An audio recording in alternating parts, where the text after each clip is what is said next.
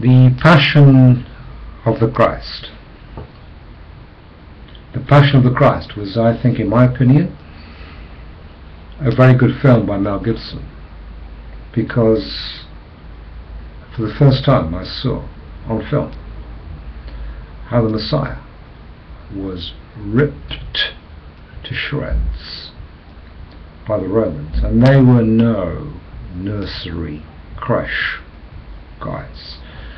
They made whips with pieces of metal and bone. The Messiah went to that nailing, torn to pieces. Contrary to the way JWs watched her depict him with a bit of blood, he was shredded, man. The Passion of the Christ. Now, when you hear the word passion, what comes to your mind? I think immediately you think, well, I'm passionate about food, or I'm passionately in love with my mate. It's a heart affection, if you like. But there's another word meaning to passion. It means suffering. Okay, you've got passion, desire, and passion, suffering. Now, when times are easy and good, we can all be passionate and full of desire to please God. But what do we do when times of persecution come along? Remember, even brave Peter denied Messiah when Messiah was on trial, and he said, I don't even know this guy. So don't think we're so strong in our passion for Christ that we cannot fall. Paul said, beware he who thinks he is standing, lest he fall. Our faith has got to be so strong. So strong. You need to read, and I've read very carefully today, the parable of the sower, recorded in Matthew 13, succinctly. You see, in Matthew 13, and it talks about different kinds of soil here, and soil represents the heart condition of people. And we're going to go to verse 21 of Matthew 13. Now, these, like young plants in such soil, their roots don't go very deep.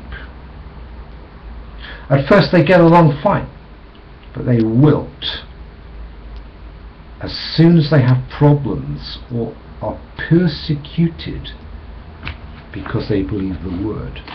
Now, in parts of the world now, especially with ISIS brutality, many people who cling to Messiah are being beheaded. But we in our comfort zone in this Western world will be tested. Messiah told Peter, Satan has demanded to test you men and sift you like wheat. Our passion for truth can be wonderful, on fire. But have we got that passion willing to suffer? Because only when we suffer, if necessary, will we be glorified with Christ.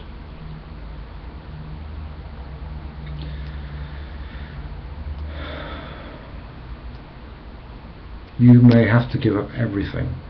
Your own family will betray you. Some of you. That was prophesied by the Messiah. Many of you who escaped cults like me, JWs, have found that already. You are isolated, persecuted.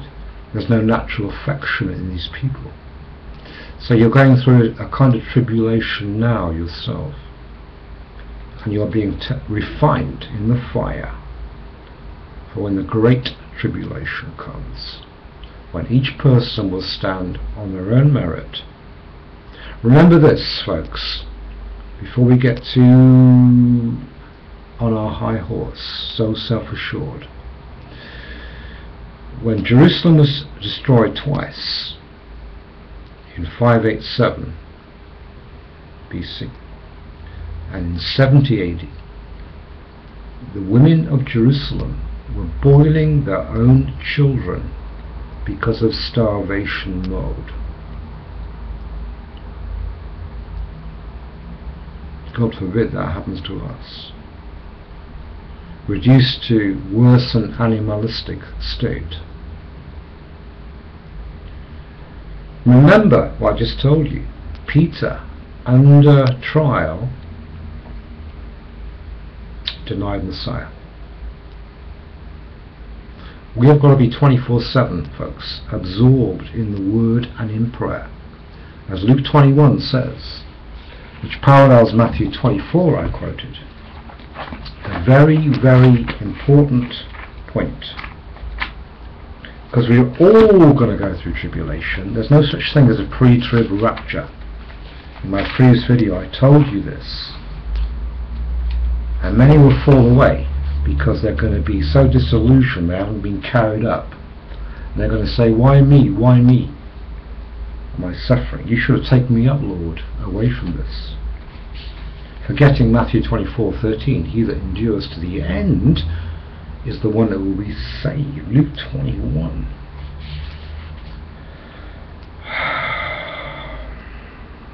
Verse 34. Watch out, Messiah says. Don't let me find you living in careless ease and drunkenness.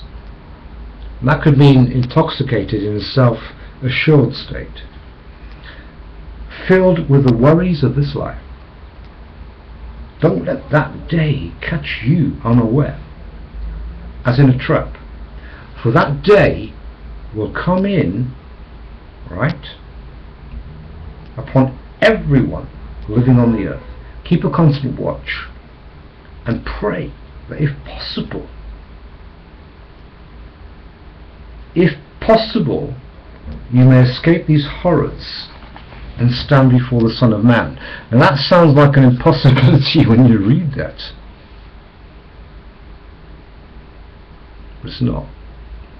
If we have that really good foundation of faith, and don't be like the wife of Lot. In fact, Messiah said, remember the wife of Lot.